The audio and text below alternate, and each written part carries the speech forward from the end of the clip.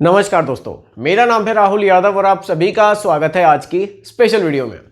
दोस्तों, जब हम लोग म्यूचुअल फंड में निवेश करने का प्लान करते हैं या फिर हम लोग निवेश कर रहे होते हैं तो हम लोग एक चीज़ ज़रूर सोचते हैं कि यार म्यूचुअल फंड में ना हमें रिटर्न कितने मिलेंगे। जो लोग एकदम नए होते हैं ना, उनकी एक्सपेक्टेशंस तो और भी ज़्यादा होती हैं। उनको लगता है कि यार म्यूचुअल फंड में निवेश कर दिया, अब तो बस 10-12 साल बाद सीधा करोड़पति बनकर निकलेंगे, क्योंकि रिटर्न्स की वो जो उम्मीद करते हैं ना, वो कई बार बहुत ज़्यादा कर लेते हैं।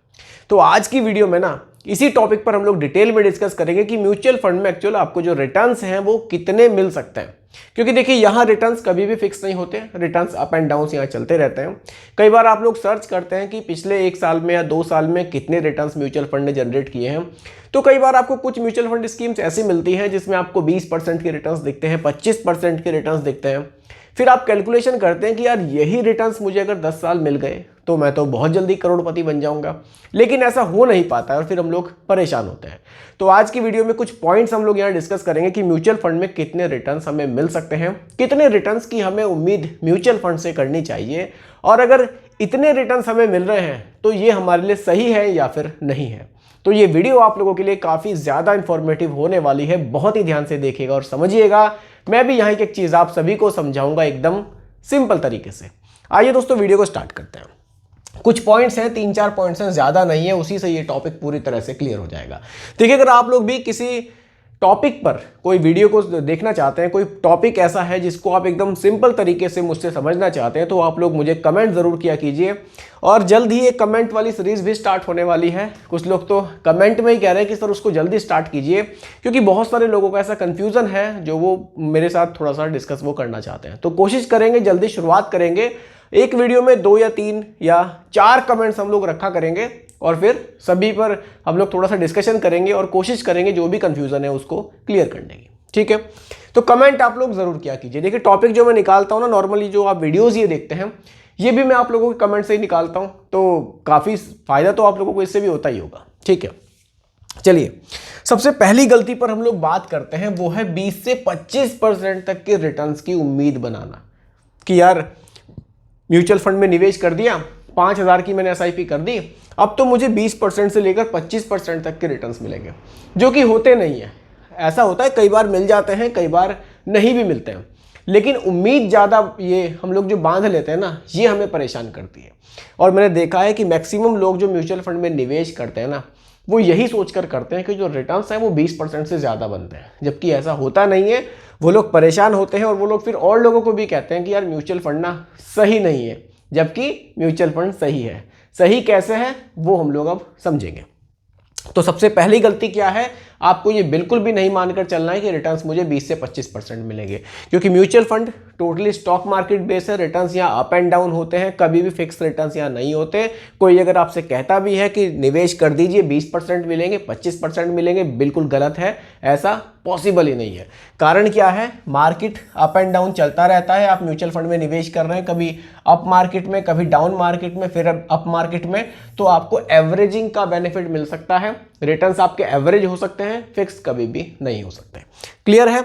अगले पॉइंट को समझिए, कैटेगरी वाइज एक्सपेक्टेशन, इस पर बात करते हैं। देखिए, अब जब आप लोग म्यूचुअल फंड में निवेश करते हैं ना, तो बहुत सारी कैटेगरीज आप देखते हैं। लार्ज कैप हुई, मिड कैप हुई, स्मॉल कैप हुई, फ्लेक्सी कैप हुई, बाकी तो और भी बहुत सारी है। समझाने के लिए 4 कैटेगरी रखते हैं। तो आप किस कैटेगरी से कितने रिटर्न्स की उम्मीद कर सकते हैं, वो मैं आपको समझाना चाहता हूँ। सबसे पहले लार्ज कैप।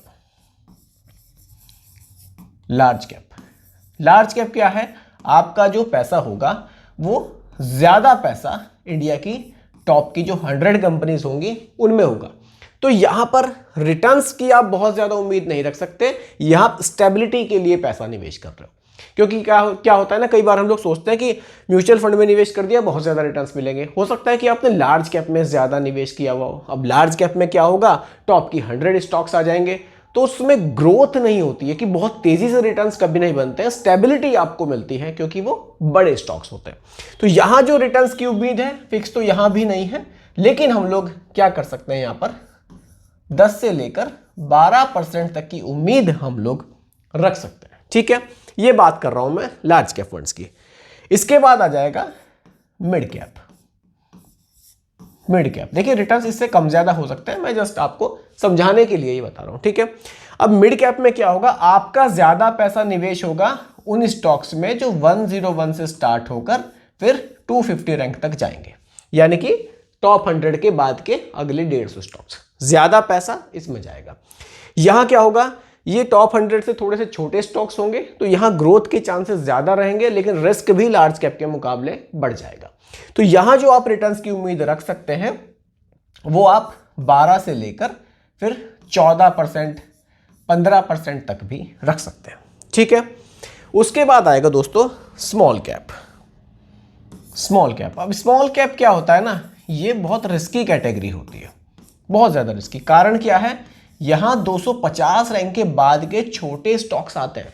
अब छोटे स्टॉक्स में क्या होता है, ग्रोथ के चांसेस ज्यादा रहते हैं लेकिन रिस्क भी बढ़ जाता है। अब जितने ज्यादा रिस्क में पैसा डालेंगे तो चांसेस हैं कि भाई हमें रिटर्न्स भी अच्छे मिल सकते हैं, लेकिन स्मॉल कैप में एक चीज ध्यान रखनी जरूरी है कि कभी भी शॉर्ट टर्म के लिए आप पैसा निवेश ना करें, क्योंकि ये क्या ना, बहुत छोटे स्टॉक्स होते हैं। किसी वजह से अगर मार्केट में गिरावट आती है तो रिकवरी यहां पर बहुत ही धीरे होती है। अब लार्ज कैप स्टॉक्स हैं, रिकवरी फास्ट होती है, रिटर्न्स कम है। स्मॉल कैप स्टॉक्स हैं, रिकवरी बहुत स्लो होती है लेकिन रिटर्न्स हायर है। यानी कि आप अगर ज्यादा रिस्क ले सकते हैं, 10 साल से ज्यादा समय के लिए निवेश कर रहे हैं तो स्मॉल कैप ठीक है, कम समय के लिए निवेश कर रहे हैं तो लार्ज कैप अच्छा रहता है। तो स्मॉल कैप में 250 रैंक से ऊपर की कंपनी आएगी। रिटर्न्स जो है यहां पर 16% से भी ज्यादा हमने यहां बनते हुए देखे हैं। तो जो एक्सपेक्टेशन है आपकी इसके आसपास होनी चाहिए, कभी भी 20%, 25% के आप उसमें ना रहें कि बहुत ज्यादा रिटर्न्स यहां से बनेंगे। हालांकि मार्केट है, कई बार हमें ज्यादा रिटर्न्स भी मिल जाते हैं, कई बार कम भी मिल जाते हैं। आप एक चीज देखें थोड़ा सा, जो हमारी इकोनॉमी है उसकी जो ग्रोथ है वो कितने परसेंट है।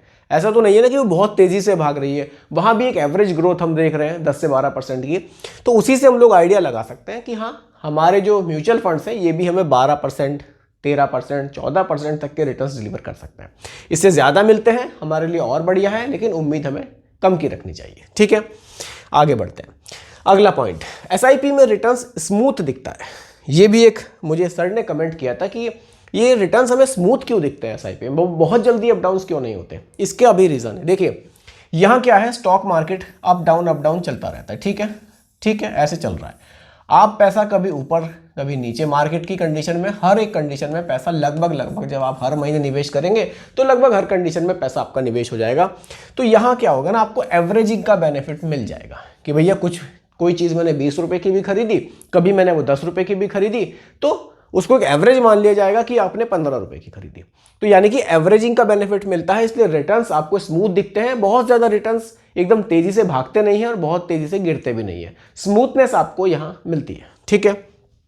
अगला पॉइंट, टाइम का रोल सबसे इंपॉर्टेंट होता है। इस चीज का जरूर ध्यान रखिए, अगर आप म्यूचुअल फंड में निवेश कर रहे हैं, टाइम का रोल यहां बहुत इंपॉर्टेंट है।